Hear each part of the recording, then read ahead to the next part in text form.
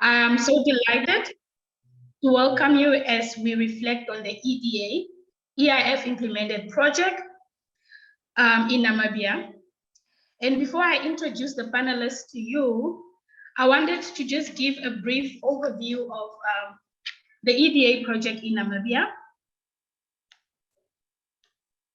Just a brief overview of the EDA project in Namibia, and on the screen, the presentation will also be there to just set the scene of the EDA project.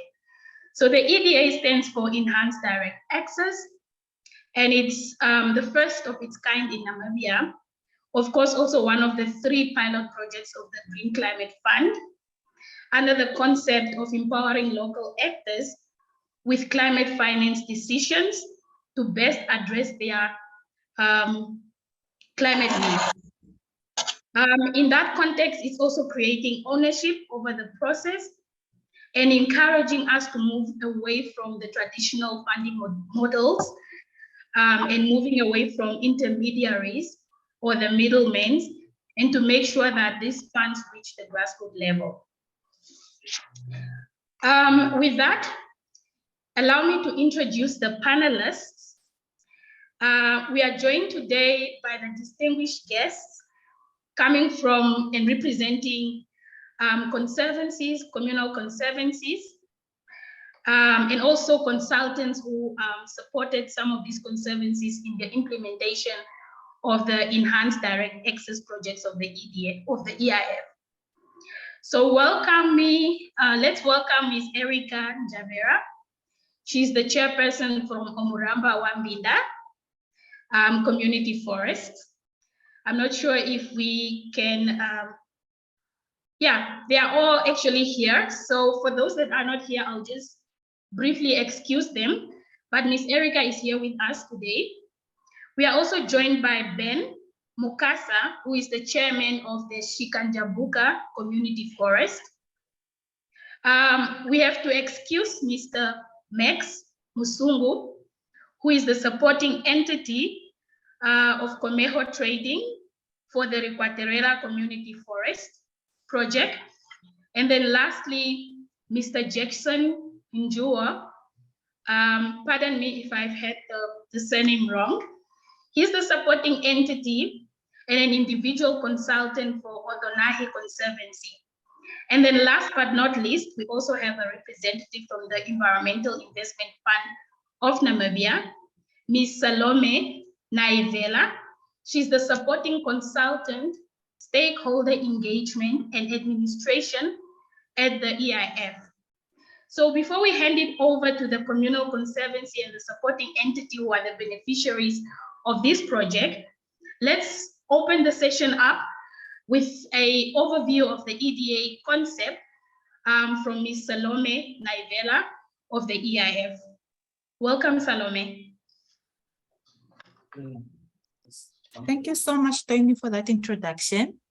Good morning, participants. Good morning, colleagues. As introduced by Tony, my name is Salome. I've also worked on the EDA project as a support consultant responsible for stakeholders engagement and administration. So today I'll be taking you through the overview of the footprint, the impacts and the challenges of the grant facility for the CBNRM EDA project. I hope you can all see my screen. Yes, it's visible from our end. Please go ahead, Salome. Okay. So the project title is Empower to Adapt, Creating Climate Change Resilience Livelihoods through Community-Based Natural Resource Management in Namibia. The key objective of the EDA project was to ensure that local communities within the CBNRM areas have reduced vulnerabilities and increased the resilience to the anticipated impacts of the climate change.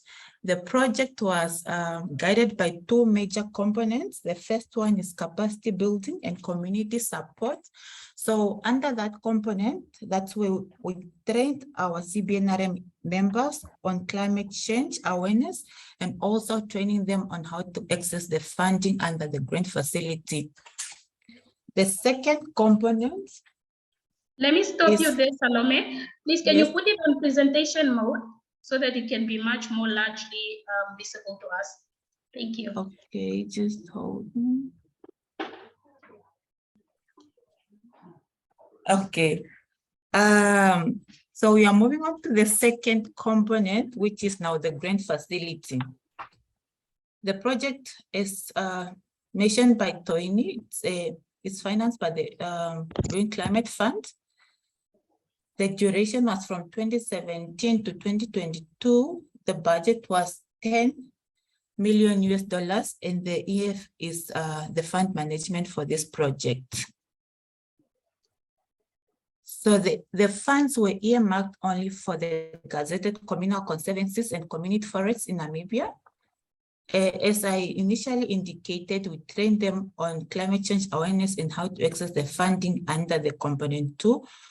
And to apply for funding under 3 investment windows, which is the climate resilient agriculture, climate proof infrastructure, and ecosystem-based adaptation.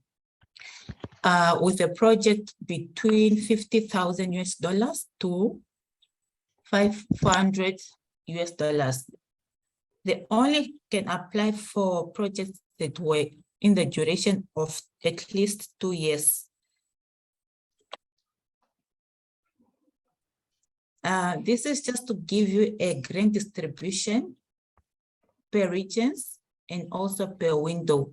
We awarded a total of 31 grants. And as you can see, the Kunene had the most grants, the largest number of grants. This is because they have the largest number of conservancies and community forests in that region. And you can see that we awarded in all the 12 regions. We didn't award in Commerce because there is no conservancies and community forests in Commerce. This is just to give you the kind of activities that the grantees applied for, ranging from forest management, fire management, backyard gardens, bush to feed, community open market, poultry, just to mention a few. Let me also just go through the impacts of the grant facility. We awarded in total, the budget was about 112 million funding for these grants, the 31 grants.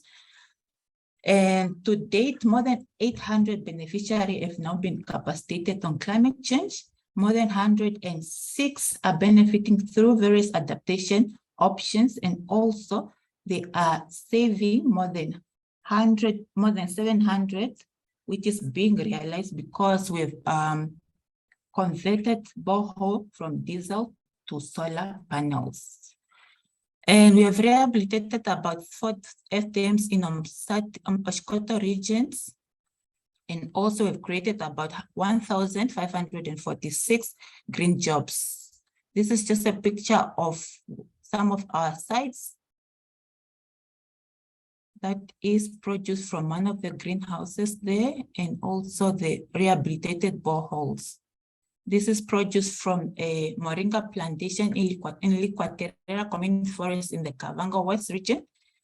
And this is a bush harvesting project in Odonahe Conservancy in Okakarara. And this is one of our poultry farming project in the livestock farming scheme in Kunene region. Also, some of these are backyard gardens and a greenhouse also in Kavango East. So I think as we reflect on the EDA, as we are nearing its closing date, we can reflect on the challenges that we've encountered. As Toini mentioned that this is a first of its kind for Namibia and also for the world. So it provided piloting, the pilot provided first potential for learning. So we've picked up some lessons from the implementation, such as the remoteness of required stakeholders and signatories. So because of the the stakeholders that we are working with in the remote areas, sometimes it was difficult to get their signatures for us to effect their payments.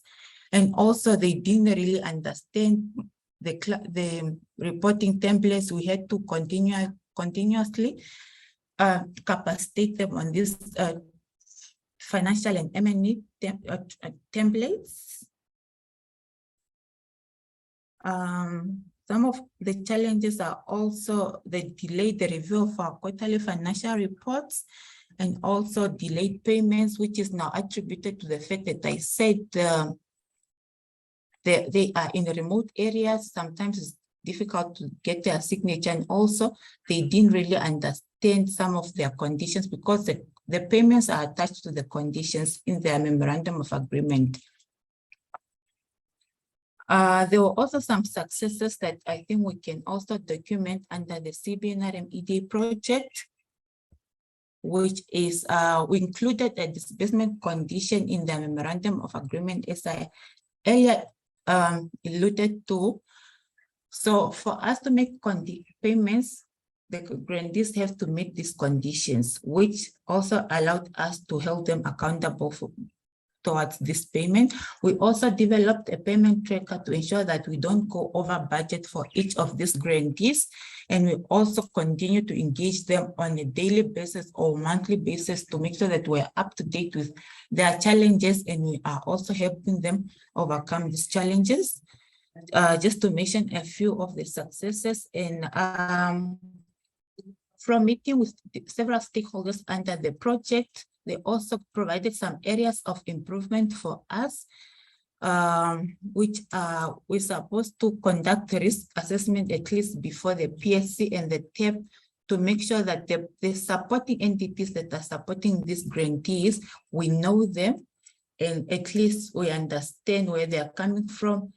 And also we're supposed to have at least enough time for due diligence, and also regular follow-up meetings instead of the quarterly planned monitoring and evaluation site visits. Thank you. Thank you so much, Salome. That was so rich.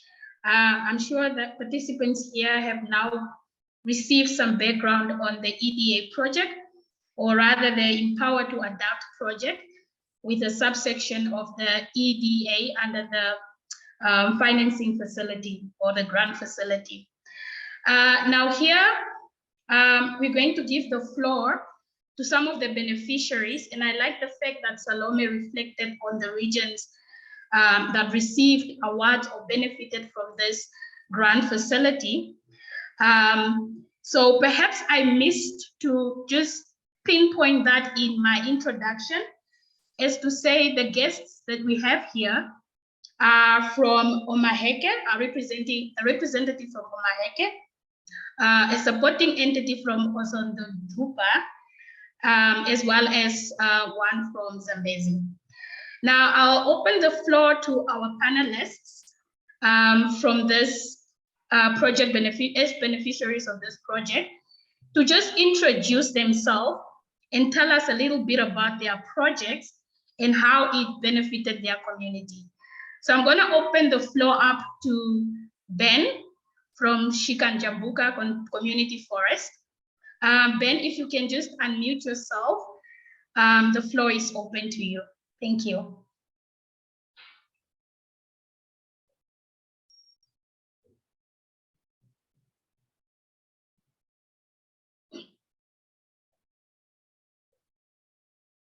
Okay, while we are sorting that out, I think Erica, are you able to speak? Erica is from the Omaheke region, representative from the Omuramba Wambinda Community Forest. Madam, are you not hearing me? Oh, okay, now we can hear you, Mr. Ben. Please go ahead, sorry. Okay. I'm saying I'm Mr. Mukasa Ben, and the chairperson of Shikanjabuka Community Forest. My community forest also benefited from Environmental Investment Fund of Namibia.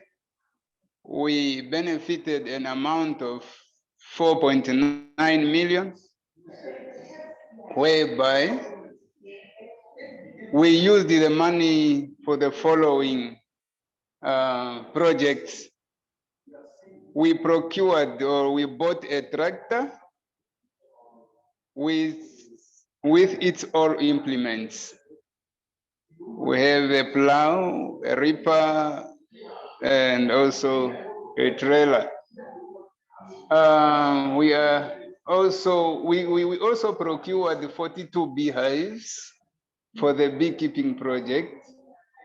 And also we managed to buy the beekeeping gears or the protective clothes for the beekeeping project.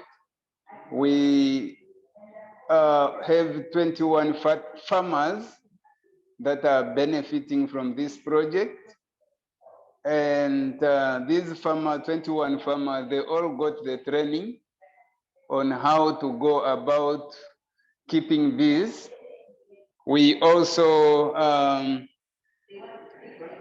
constructed what we call a greenhouse, whereby we are planting different varieties of vegetables. We also rehabilitated 3 boreholes, and also we managed to employ almost 8 community members, which are, we have the project manager, we also have the liaison officer, we also have 4 forest guards, and also 2 cleaners. And we even employed 2 what we call these guys that are guarding the guards.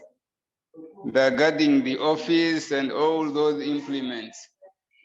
And also we managed to partake in these fire breaks, whereby we employed the youth totaling to 50. There were almost 50 that cleared out our fire breaks in 2020. So most of them were youth and, women.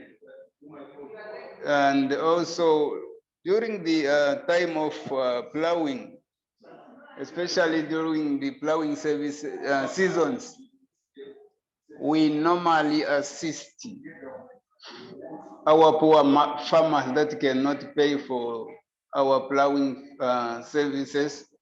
We normally offer them free plowing services. I hope that is what we used the money we got. Thank you so much. Thank you so much, Mr. Ben. That was so comprehensive and well summarized. And we are glad to see the benefits of the EDA project from your conservancy. Now handing it over to Ms. Erica from Omuramba. Please do unmute yourself, introduce yourself, tell us about the project, and also how it benefited your conservancy. Yes, good morning. This is Erica Njavera, Omuramba Conservancy and Community Forest. And our EDA project was to rehabilitate bowls and replace diesel with farm.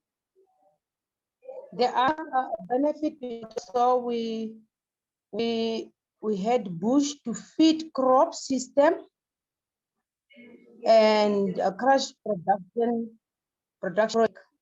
The amount was between the conservancy, Omurambinda and Ochombinda Conservancy. It was about 2.5 million. It should be divided into the 2 conservancies. In 2021 is where the installation was done at the boreholes at Omuramba, installed at the beneficiary were 2 places. Arangombe, and what is the other place?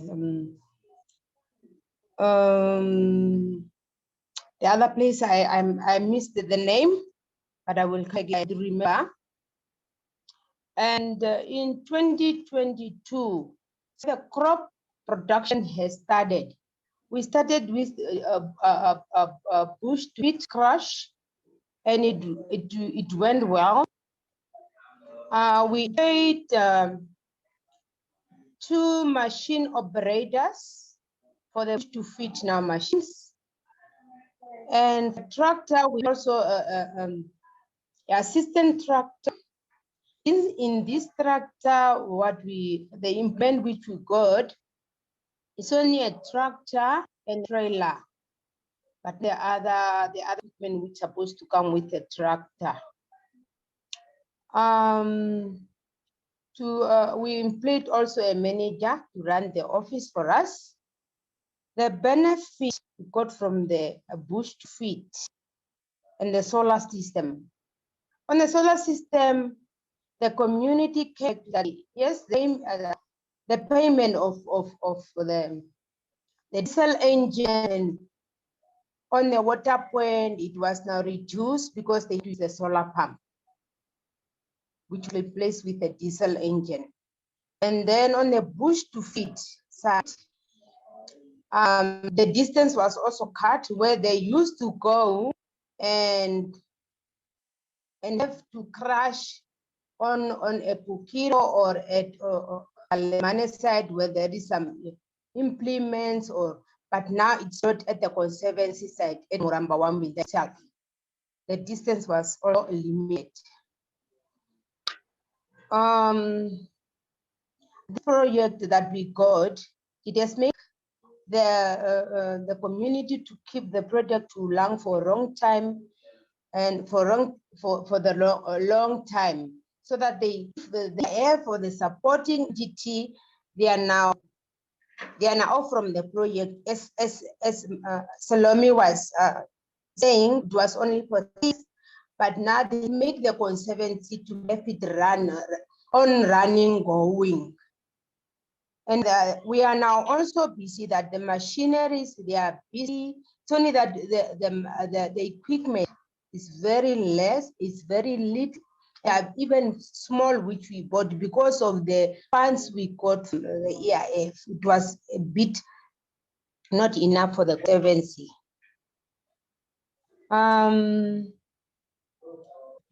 Some challenges which we got also was the delayment of payment. Miss Erica? Miss Erica, I think we are coming to the challenges. Yes. Let me cut you a little there. And then we'll get back to the challenges. We'll give you the platform again. We just wanted to hear about the project and what went well, and how it benefited the community. Then we'll get to the challenges and also reflect on those pickups that EIF can take into consideration. Sorry for that. Okay. Okay. Now I would like to give it to one of our supporting entity. Initially we invited 2, but we only got the grace of Mr. Jackson here, who supported the Odonahi Conservancy. Mr. Jackson, please, if you can just unmute yourself, introduce yourself, also tell us about the project that you supported and how it benefited the Odonahi Conservancy. Thank you.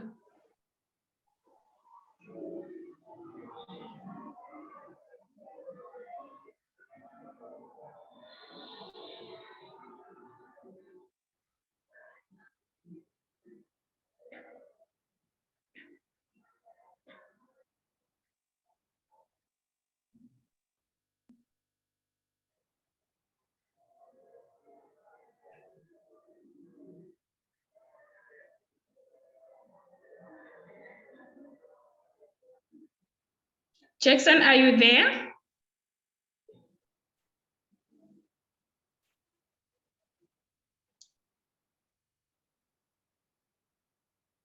Okay.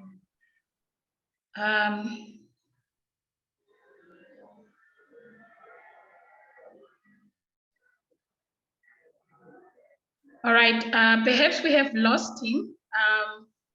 I'm not sure what the problem might be. Okay, so I think we're gonna go ahead and speak to our beneficiaries again. Of course, going back to the question of what were some of the lessons learned from this project and how we can improve on it for similar projects that are to be implemented, with an understanding that the EDA EIF project was one of its kind in Namibia and one of the 3 pilot projects under the Green Climate Fund. So I'm going to give it to Mr. Ben again to reflect, and thereafter give it to Erica to touch on some of the lessons learned and how we can improve on that. Mr. Ben? Thank you so much again once more. We had the challenges.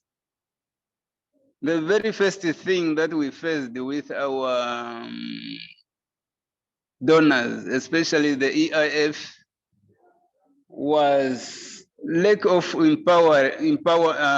community empowerment. What we have realized was when we got this money, they themselves got, they gave us what we call support intit. They also managed to get for us the project manager. They also managed to get somebody who to construct the what we call the greenhouse for us. Also, the one to rehabilitate the boreholes. So we were very much worried, you know. And then we came to the extent of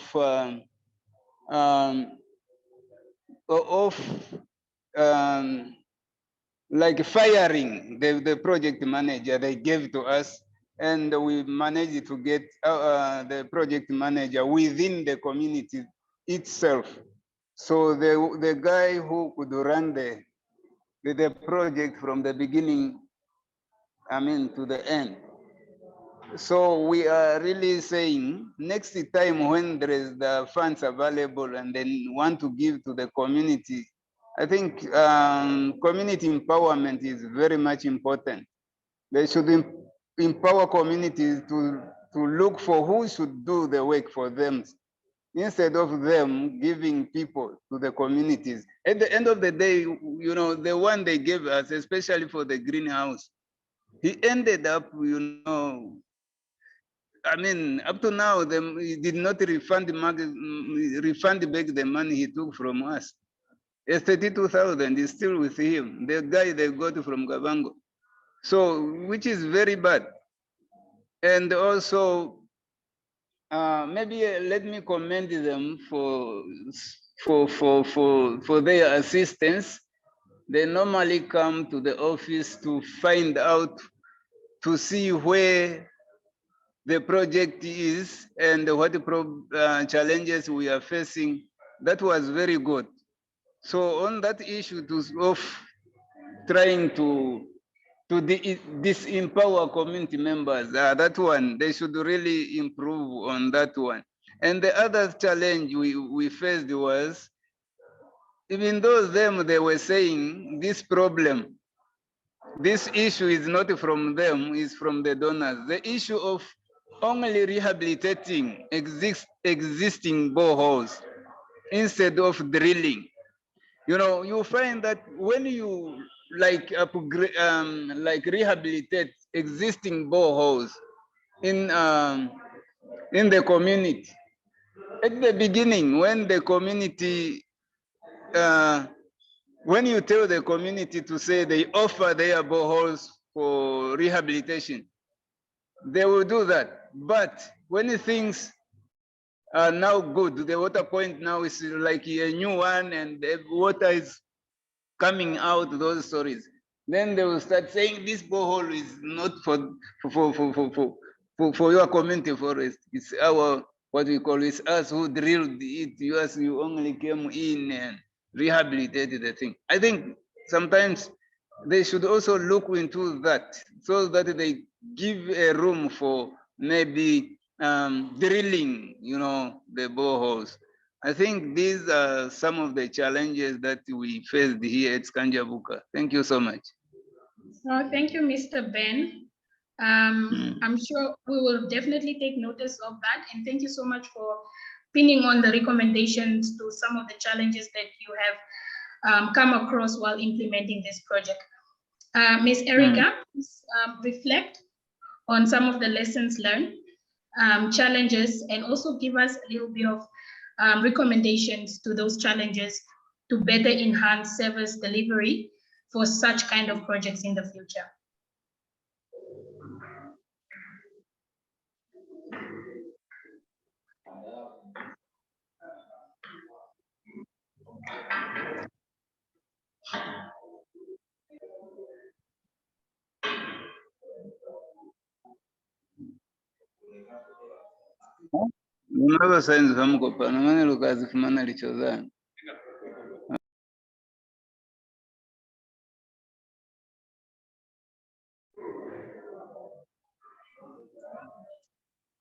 Ms. Erica, please go ahead. Good day once again. The benefit we got from that is only that the EIF project, for us, it gives us a lesson that we must only proceed in long term for a conservancy to have some income generator for in future. That is the one thing, the benefit we got, and the machinery that is not being used. But the challenges now, for me, it was like payment, the delayment on the payment of the purchase of equipment. Whenever the purchase was done, it has taken 3 to 4 months for us to get the equipment and to be put at the site. There was some complications there. And the community was now, again, not even understanding what is this helping a project for us. They start to the CMC's names and said, no, you do have the money, but you are keeping them for yourself and all those stuff. That is the delayment of the purchasing. And to the consultant, I could say that the communication between rural water supply, agriculture, to see the site at the borehole, it was not done. It's why our delayment came in, so that the boreholes could be installed when we see at Ochongangombe, the water is not enough, it's not sufficient because of the research which was not done well. And at Marinduan Droma, it was also the same. People could not get enough water because of this research was not done well. The other thing is the training. Up to now, your project already finished, you haven't got even a training for this machine operator or tractor, how it might be operated. We only get in-house training for the conservancy ourselves was not enough. When I think whenever the things is purchased or brought to the conservancy, the support entities should do that. They should come in the training before or before this is on the side or after have been delivered on the site at the conservancy site. For us to employ people who know how to operate those machines. That's our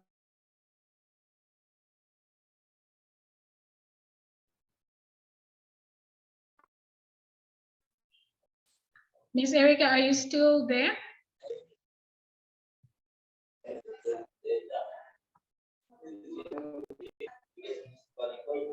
Okay. All right. It's just that I couldn't hear your conclusion, but I did receive the challenges that you have raised, and also some of the reflections and the recommendations that you have provided for such continuity. Of course, what you should take into consideration is that this was one of the first kind of such project. It's being tested. Pilot means being tested to see how we can better enhance it and to ensure that it reaches its intended goal and objective. Of course, projects of this kind, and especially if it's at the first peak or its first piloting, comes with a lot of challenges. And it's from there that we need to learn. Now, of course, we have heard from the conservancies, and now we see that Jackson is also back. Would like to open up the floor to get some feedbacks from a supporting entity, just on the lessons learned and some of the challenges. But Mr. Jackson, please, if you can take the floor now, start by introducing yourself, give us a little background on the project you supported with implementation in Odonahe Conservancy, and then also just jump on to the lessons learned and what recommendations you give going forward. Thank you. Yes, thank you very much, Twaini, and again, a good day to everyone. Yes, I'm Jackson Njo. I'm a freelance consultant. We've worked with communities for almost 20 years, rural communities to be specific, in both Omaheke and Ochodonjuba. And I've also worked with EIF on other projects some years ago. So, and I'm from Odonahe Conservancy myself, a resident, a member of the Conservancy. And when the EDA funding came forth, the Conservancy took the initiative because they attended the initial trainings that Salome mentioned above them. And through that, that's when they approached me, because I've done quite a number of projects and did some project development and planning and everything. So they approached me to help them put together a proposal to EIF. And my approach as a community development practitioner has always been a very interactive and very inclusive one. So during the planning process, I also impacted a bit of skills to the Conservancy Committee in terms of planning, consultation, and engaging their members in the different ideas that they had, because they had quite a number of ideas. And then at the end, we submitted the proposal, and it came up until to the funding stage. And the proposal, in short, or the project, because we are in a farming community, there are less wildlife in this conservancy, but more livestock, because the main source of livelihood for the conservancy members is livestock. And as you all know, Ochodonjuba and Omaheke are heavily encroached with the invader bush species. And the problem of bush encouragement is high on the agenda in these communal areas. So the Conservancy thought it wise to, why can't we then tap into these thorny bushes, this problem, and turn it into an opportunity? And that's why they came up with a project on bush to feed, turning this bush into animal feed, and then converting this bush to feed so that they can be able to sell it to their members, and in the process also be able to rehabilitate their rangeland and be able to reduce bush encouragement, which at the end can organize conservancy and build up biodiversity conservation of all other species that are living there. So the Odonahe Bush to Feed project basically came through that stages, and it was funded to a tune of 2.4 million from EIF through this funding. And basically the project had 4 mobile teams. The area is very vast, but due to the limited funding, we wanted more, but then due to the funding that was limited, and there were a lot of communities that needed help through the EIF, we managed to only get the 2.4, and it was not really enough to cover much of the area. But then the little that you got, it's really a lot because you had nothing. So we then had to put up 4 mobile units, and these 4 mobile units employed around 20 community members. And these 20 community members were trained by myself as a supporting entity, who's also a trained biomass trainer. And so I provided this training to the community, provided the training to, I would say the community would be around more than 100 community members benefited through these community trainings. And if 25 employed community members, where we had 4 in the 4 mobile units, 20 with 5 in each mobile team. And their task was merely to do bush thinning, because we also need to be considerate that even though we want to reduce bush encouragement, we also need to do it environmental friendly. So the approach that we did was bush thinning, where we applied a semi-mechanized system, where through the EIF funding we were able to acquire equipments that are able to help us in bush thinning. This equipment ranges from tractors, cheaper machines, and brush cutters and all sort, so that we are able to cut and be able to conserve the environment in the on the other side as well. So, and then we had a team of 5 employed community members as well at the Conservancy office, and we also had the project manager from the Conservancy itself, from the management committee, who was running this project, whom I was supporting directly through the committee. And then so the employment opportunity created was quite a lot.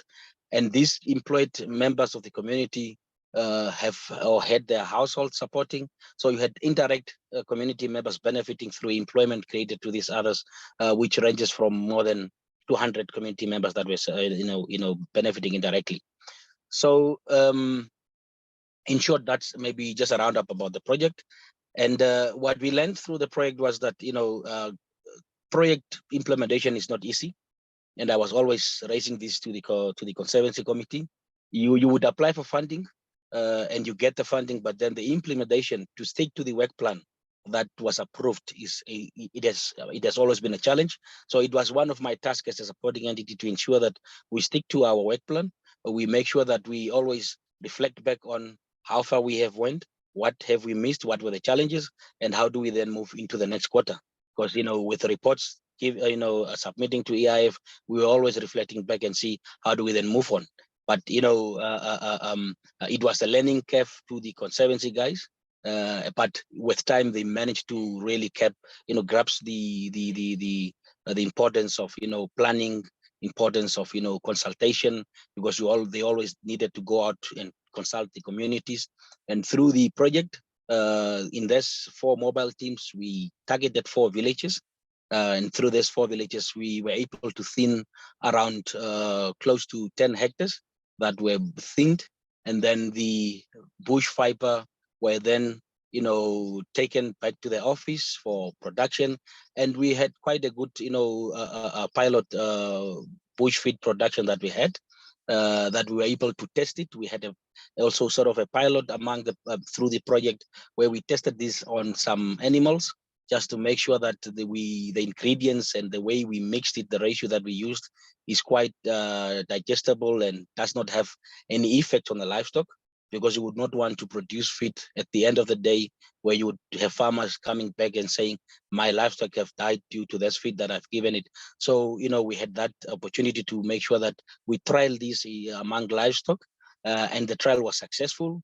And now we even engaged the UNAM and NAST so that we can further this, and then we have taken already some of our samples for lab, so that we can at the end be able to get a really professional input as to how do we then do our ingredients and mixing and so on. So what else? So there were, those were the lessons learned, that it's not difficult for the communities to rehabilitate their rangeland. And the major thing that motivated the Conservancy to come up with this project, that during that period, I think we were in around 2018 there, 2017, 2018. And that time we had a very large drought that we had. And it was heavy on the farmers. So this project really came at the right time. And already now, the way we are foreseeing drought is already looming. And we already foreseeing the importance again of this project to be able to assist farmers now, get going into the dry month, so that there is enough water that is affordable, that they can use to make sure that they let their livestock survive. So in terms of the challenges, I mean, there is no way that you will implement anything and there won't be any challenges. There were challenges in terms of, again, the payments with the signatories, even from the EIF side, it also took a bit of time. But then from us, it was more of the suppliers. The suppliers were paid because the way the project was run is that all the equipments bought were paid directly to the different service providers. The Conservancy would collect quotations, and then they would recommend to EIF which supplier to pay for which equipment. And it took a bit of a challenge for the project to get these materials together, because the suppliers will tell you that yes, I've got everything in stock, but the moment everything is paid, that's where they then start sorting from their different branches. So it was a bit of a challenge that delayed us a bit, but I think once everything was sorted, we were able to move on. But that was a bit of a challenge that we had. And again, the Conservancy, by that time, it was not approved or gazetted as a community forest. So we had limited use of the forest resources, even though the Director of Forestry was part of the stakeholders implementing the project. They didn't have that much power to avail us enough land, because more to do in terms of the natural resource that we had. So we had to at least abide to the current act, whereby we could not exceed even the 1.4 or the 150 hectares or 15 hectares a year, I think, if I'm not mistaken. So we had that a bit of a challenge. But now, with the handover of the project last year in November, the Conservancy was able to be gazetted as a community forest. So this will give now more freedom for the Conservancy to be able to expand on its work and be able to engage more villages and more farmers, so that most part of the area in 2 or 3 years to come is a bit more bush encouragement is reduced, and more grass is visible to the farmers and beneficial to the livestock. So that has been a bit of a challenge. And moving forward, I think also the other good thing is that EIF was always with us. And they were always understandable, even if we had to change part of our budget line, divide or request to another budget line, they were always understandable. And I think the way they worked with us, the understanding, the support that they provided, it also helped shape the project in a better way. And I think the way they are doing their work, they are very professional. They are experienced because they have worked more with communities. So I think it was also a very good key thing, but also helped us move forward. Moving forward, I think when you talked of this nature of this project, when you're doing bush thinning, you also need to put much emphasis, attention on aftercare, because if you don't practice well on your aftercare or take care of what now comes after you have thinned your area, again, you might fall back into the same problem. So I think, as part of our proposal, we had of our implementation, we could not really concentrate on, even though we did these small spots, there are other, techniques that one can use that are a bit costly that we could not budget in our project. So I think moving forward in such projects, maybe the scope could be a bit bigger in terms of funding, so that it can accommodate all steps. Because one key factor that was not included in our project, although it was initially planned in the project proposal, was the part of training, capacity building. Because our initial idea was to have excursions, take the communities, take the Conservancy Committee to areas where similar practices are being implemented, so that they can learn and also hear from others, and also get more intensive trainings. But this could not really happen because it was not part of the budget, even though the supporting entity had to do something to make sure that the community is well equipped. But I think in future, the issue of training is very key. It's very important that it becomes part of whatever support comes to a community, because capacity, you will never say community has been capacitated. There are always new tricks in the industry. So people need to learn continuously. Awesome. Thank you so much, Jackson, for those reflections and also telling us much more about the Othanahi Conservancy project. I like the fact that you point out that project implementation is not easy. And we should acknowledge that the Shikajabuka Conservancy from the Zambezi actually carried out this project on their own without no supporting entity.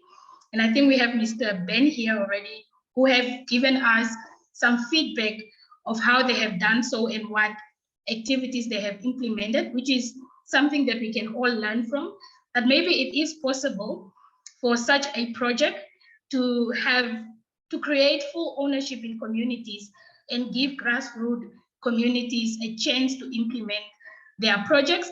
And of course, we will not shy away from supporting entities and middlemen because they do provide that technical and professional aspect and input into a project implementation.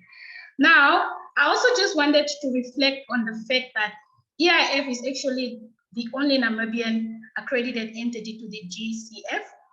And that alone, it also just had access to a certain amount of funding. And we can see that the need in Namibia is very high. 13 projects out of that amount is extremely, I would say, a commendable sort of great effort from EIF to ensure inclusivity. And of course, the first of its kind, we will see much more of this kind of projects. And it's good to get this kind of reflections so that we can build on and make sure that the practices improves. And we do give the chance to conservancies and locals to become actors towards their climate change needs and solution-oriented activities. Now, of course, the platform is now handed over to the EIF. And for our participants who have questions or any input, you can use the chat box. More so, you can also raise your hand and we can give you the platform, but that would be after EIF. We would now give back the platform to Salome or any other representative from EIF who would like to give feedback to some of the challenges raised or acknowledge some of the comments that were brought forward. Thank you.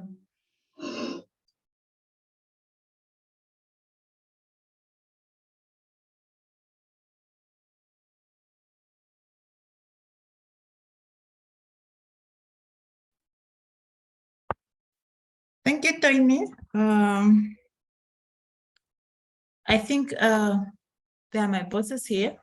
They can reflect on those challenges that were raised by the grantees, but also just to reflect on some, especially the ones from Skanjavuka Community Forest.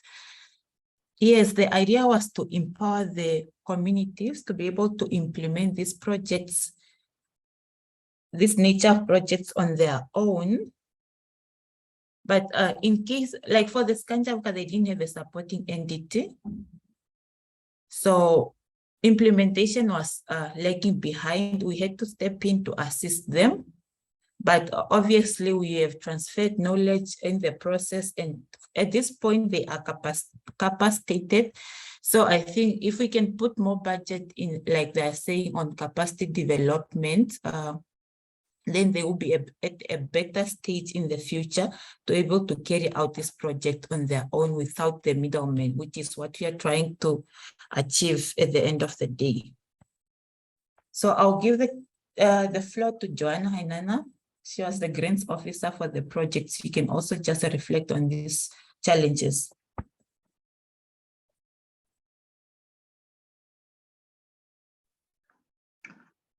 Good afternoon, colleagues, and thank you very much, Tony, Salome, and the whole panel, Dr. Jackson, Dr. Ben, as well as Mama Erica. Thank you so much for the input, as well as just reflecting on the challenges encountered at the implementation of the EDA project. We take note and we will, it will be part of the report, I guess, from the Triple Capital, that it can be channeled to our management until the GCF, the donor, where we can see improvement, because they are also implementing the EDA modality, first of its kind. So they are tapping on these lessons that we are discussing today, as Tony has alluded to earlier. just to maybe touch on issues of delayed payments as well as training that has been alluded. That I think that from the part that I've joined the meeting, that's the main points that I've picked up, that there were major challenges contributing to the implementation of the project, various projects, both our supporting entities as well as the beneficiaries have alluded to. Yes, we take note, but unfortunately the EIF is being guided by the procurement processes, the government procurement processes, and it has attributed to mostly delays of us issuing payments. And secondly, our grantees needed to submit data documents that are of high quality. Of course, there are some that had delivered that, and we could at least ease and process their payment in a fast-tracked way. Unfortunately, for some like Skanyavuka that required technical support, that didn't have technical support on board, the staff members from EIF had to tap in to ensure that their documents are of high quality, acceptable manner before we can issue payments. That begins at, sorry, yes. Can you all hear me? Yes, we can hear you, Joanna. Okay, and then, yeah, so that has really contributed to some of the delays that we have encountered, and which now brought us, I'm not so sure if Salome touched on it in her presentation, but we assisted, or we've seen it at the project level that the delayed payment has caused a delay in the project, in the overall project implementation, and therefore we had we had reduced the amount of retention period from 6 months initially to 3 months. So that is one of the ways that we came up with in order for us to ensure that at least the projects, all the sub-project and the main project is implemented within the time frame. With regards to training, unfortunately, I don't know if my bosses have joined, but maybe Bernadette will also allude to earlier, or Louise, but the main project proposal for the EDA, the initial project proposal that was submitted to the Green Climate Fund had a component of training, overall training, as well as governance, but it was not approved. So it is something that was already built in the project document to ensure that our beneficiaries are at least capacitated with regards to what we're trying to address, climate change adaptation, and just train them on the projects that we want that we have set up. But unfortunately, GCF have indicated that so much money was pumped already previously by previous donor on training and capacity building, and therefore that aspect was taken out. I'm actually happy that our beneficiaries have indicated it, that it's a need, and unfortunately, due to the people that we're dealing with, they need capacity, frequent training on various in individual projects that the EIF as well as other projects are implementing, and our vulnerable communities that are recipients to this project will need training on that. So we take note, and we will the colleagues will include it as part of the report. I think that's it from my side, unless maybe Madame Shalombo has something to add on, but yes, okay. Thank you. Yeah, no, I think that was great reflection, and also to keep in time, we do have a question in the chat, but I also just wanted to summarize that overall we could see the benefits that reflected from the conservancies that are presented today. And also we could take recognition of the lessons that we could draw. And going forward, we know that these kind of projects will really, really be beneficial. And in the learning process of doing so, we are content and ensure that the practices are amazing and the benefits are very great on the ground. And of course, EDA has done a great and commendable job in Namibia, I could allude. Now, to recognize the question that is in the chat, I think this one is probably directed to EIF, if I'm not wrong. I'm not sure if Naudene, is it? If I'm not wrong, the question is from Naudene, and she is saying that it's very informative, and I wanted to ask, is this support only for conservancy-based projects, or can projects outside conservancies join this kind of support? Not only mandatory support, but can they gain support in form of consultation from existing success stories? I'm not sure if we all get the question, but now Danny can also just unmute herself and maybe strengthen her point. But if we have all taken notice of that, maybe we can get a reflection from Salome or Joanna.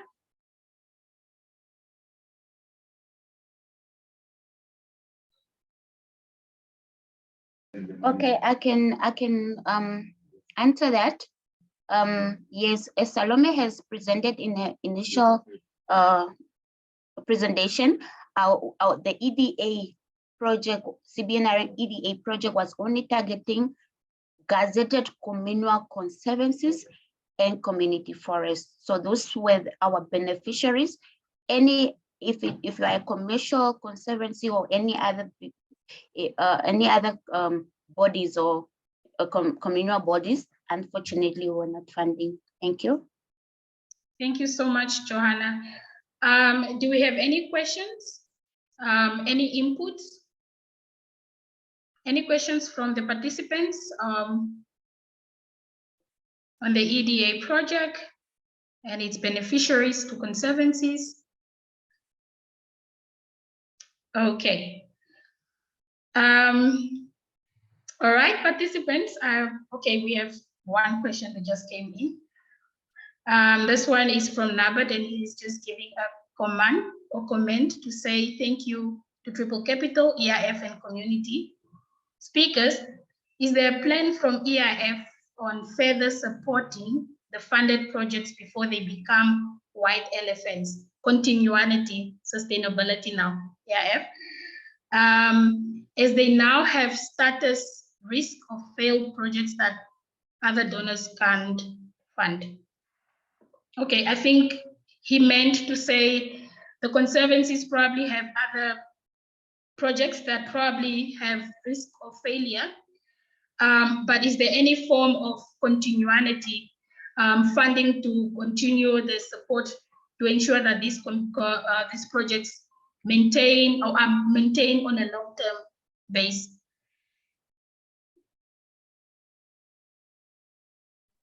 Thank you, Nabat. Yes, of course, our projects, we only had two types of projects. The one is just mainly for that are addressing needs, personal needs such as water, food at personal level and all that. And the main one is the business venture. Of course, the business venture ones have started to fail, as you have indicated, and the EIF is exploring ways in which they can assist these projects to kind of have a JV or with a reputable company or a technical support that can assist them with gaining income and be able to sustain themselves. It was initially part of their project proposal at their development, but unfortunately, due to some other reasons, maybe issues with regard to differences between supporting entities and the CBOs, some JVs have failed. So that's why the EIF is taking up that approach just to assist them before we just close off the EDA. I thank you. Awesome, thank you. Now, of course, I just want to hand the session over to Jackson to give some final remarks or compliments for the EDA project and the EIF, and maybe just some of the last analysis or just some inputs that we could all take home with. Jackson? Training, sorry.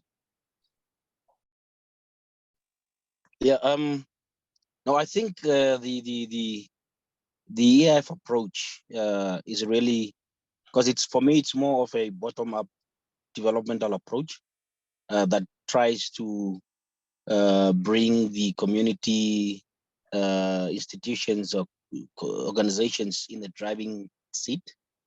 Because my philosophy of development is communities, if they are not in the driving seat, things will become white elephants. But the moment they sit in the driving seat and the supporting organizations becomes passengers in this vehicle to support them with whatever problems or issues that they somehow lack, and then it becomes more of an ownership-driven development approach. And I think EIF, through its different funding models, are really striving for that, and that is very much commendable. And be able to garner such funding at the international stage is not easy. And I think it's upon us as supporting entities, communities, and community conservancies and community forests to ensure that the little support that we get, because everybody knows that support will never be enough, but the little that you get, we need to really make sure that we drive it, because EIF is just there to get us going. Once EIF funding stops, it's upon the conservancies to ensure that they drive these projects further to be able to spin these benefits over to their members. So as a final word, I would say for us as supporting entities, we are still very much important in the whole chain, because our people need that backstopping, that mentoring, and the biggest challenge in conservancies is that you find that in the implementation of a project, there's a elective AGM, new conservancy leadership comes in, and then it seems everything then starts again from zero. So you have those challenges, and you would need supporting entities to be able to drive and again nurture these new leaders to make sure that they take the project further, because some might not understand it, probably they were not closer to the project, or some would have little understanding and they would need that support. But the major thing is for the community leaders to be able to have that courage and passion to make sure that they move things further, not to only take leadership positions for the sake that maybe there's a project running, maybe I would want to go and benefit in that project, but to be able to make sure that what's in it for my community, so that I'm able to push that my community can benefit at the end of the day. Awesome. Thank you so much, Jackson, for that beautiful reflection and final inputs from the supporting entities' point of view, and also taking cognitive of what is best for the conservancies. Of course, now we were about to close when an interesting question reached in the chat. We have lost Mr. Ben, but I think Erica could probably reflect on this one. Just in short to say, is Omuramba Wambinda maybe ready for the next EDA phase if it was to come? And are you able to come up with your own project proposals and implement? Just in short. A good day again. Yes, we are ready, but from the proposal writings, it's a challenge. It's a very challenging to us, because we don't have people who are qualified or who are who knows how to write the proposals, and we have to get, and we are limited in funding also because of our conservancy does not have any other funding. It's only from EIF that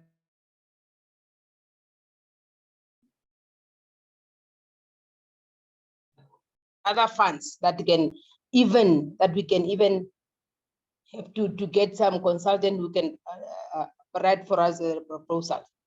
Thank you. Thank you so much, Ms. Erica. So now we could see the benefits of the project, and we can also see some of the lessons learned that we can take from those projects. And of course, going forward is to make sure that those kind of projects improve and also just offer the best kind of services to where and also to reach its objectives.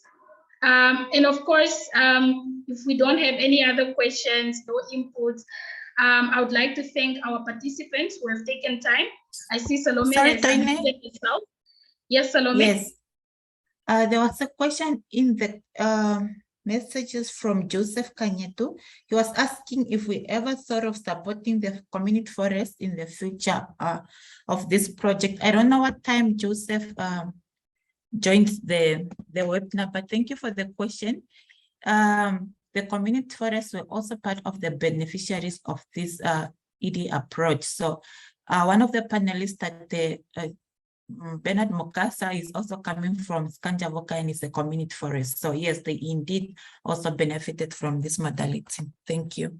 Thank you so much, Salome, for taking cognitive of that. I daily did not even roll down my chat, but thank you so much. Of course, the project benefited community forest, and as alluded by Salome, one of the speakers was from the community forest. So thank you so much, dear participants, for taking time to join us for the Lessons from the Field EDA project webinar. Us from the Green Climate Fund Civil Society Readiness project partners, which is Namibian Nature Foundation and Triple Capital. Of course, your moderator, Toine Amutenya, I would like to say thank you very, very much. And we'll see you again in any other webinars that would, have a call out to reflect or either give a report on the outcomes of the EDA. But we are so, so grateful to have you here. And thank you so much. Thank you.